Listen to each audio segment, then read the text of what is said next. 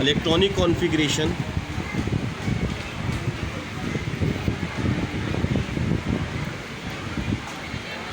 हमेशा बेस्ड होती है बेस्ड ऑन सब शेल के अकॉर्डिंग होती है।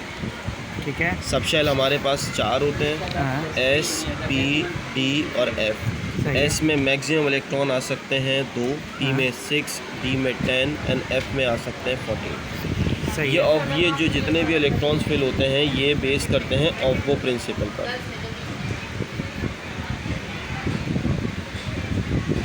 ऑफ वो प्रिंसिपल हमारे पास होता है 7 पीरियड है, तो 7 के लिए आएगा लाइक 1s, सबसे पहले ऐसा आएगा। सही है। फिर उसके बाद अगर सेकंड शेल, तो सेकंड शेल में 2 आ जाते हैं सब शेल, 2s 2p। सही है। फिर आ जाएगा 3s 3p 3d, then 4s 4p 4d 4f। सही है। 5s 5p 5d 6s 6p 7s। देखें ये सबसे पहले तो इंक्रीज़ होते होते यहाँ तक आएगा। सही है। फिर उसके बाद डिक्रीज़ होगा।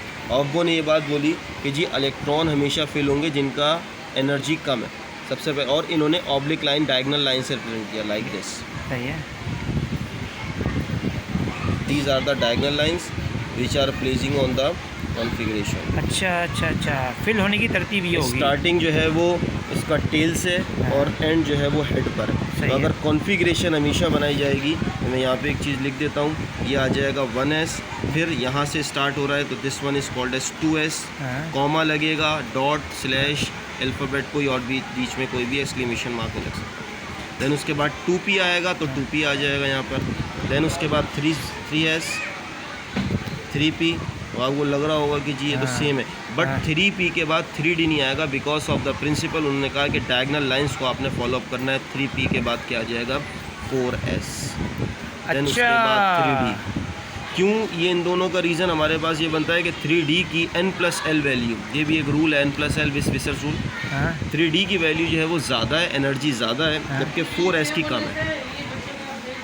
4s की एनर्जी कम है, 3d की उससे ज़्यादा है। अच्छा, तो 4s पहले है, देन उसके बाद 3d है।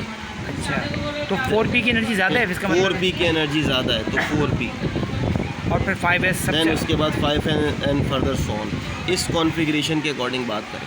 अब s में मैक्सिमम इलेक्ट्रॉन कितने आ सकते हैं? 2 आ सकते हैं, ये 2 आ जाएगा। हमेशा इलेक्ट्रॉनिक कॉन्फ़िगरेशन में इलेक्ट्रॉन सब शेल में फिल किया जाता है टॉप राइट पर। टॉप राइट पर। सही है।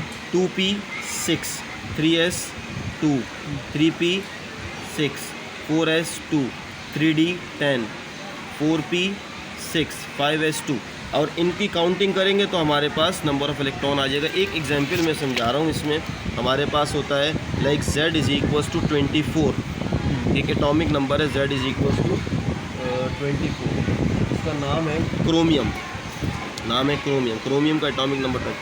लाइक हमने कहा अब इसको कॉन्फ़िगरेशन इसकी फिल करनी है अकॉर्डिंग टू ऑफबो प्रिंसिपल। हमारे पास ये होता है, सबसे पहले हम यहाँ पे फिल करेंगे 1s2 आ गया। सही है।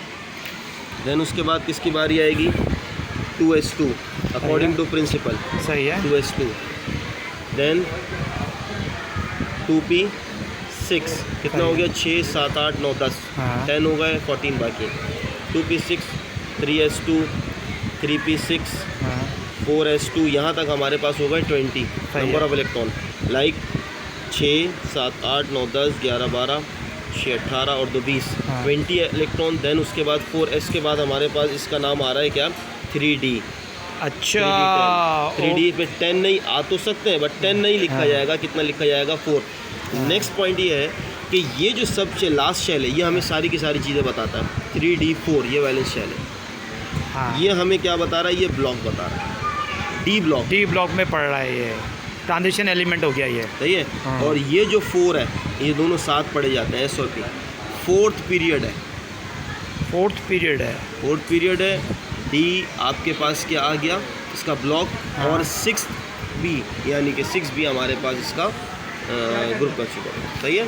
6 कहाँ से आया? 6 क्या कह रहे हैं? 6 कैसे आएगा? देखिए जब भी कॉन्फ़िगरेशन की जाती है शेल और सब शेल को साथ में किया जाता है। लास्ट टाइम अभी मैंने आपको बताया, पहले हमेशा s फिल होगा फिर d फिल होगा, यानी कि sd और sp इनकी कॉन्फ़िगरेशन को पिक किया जाता है। सही है। एस डी और एस पी। अब एस डी को अगर हम देखते हैं तो एस डी हमारे पास एस और डी है। हाँ, हमने ये कॉन्फ़िगरेशन लिखी है ना 4S2 3D 4। पूरी कॉन्फ़िगरेशन में जो सबसे बड़ा नंबर है हाँ वो शो आपका वो आपका पीरियड पीरियड बता रहा है। Okay fine. डी जो है वो ब्लॉक बता रहा है। ओ और ये दोनों मिलकर 2 और 4 दिस वन ये हमारे पास क्या बता रहे हैं, ग्रुप। ओह थैंक यू, बहुत शुक्रिया, बहुत शुक्रिया।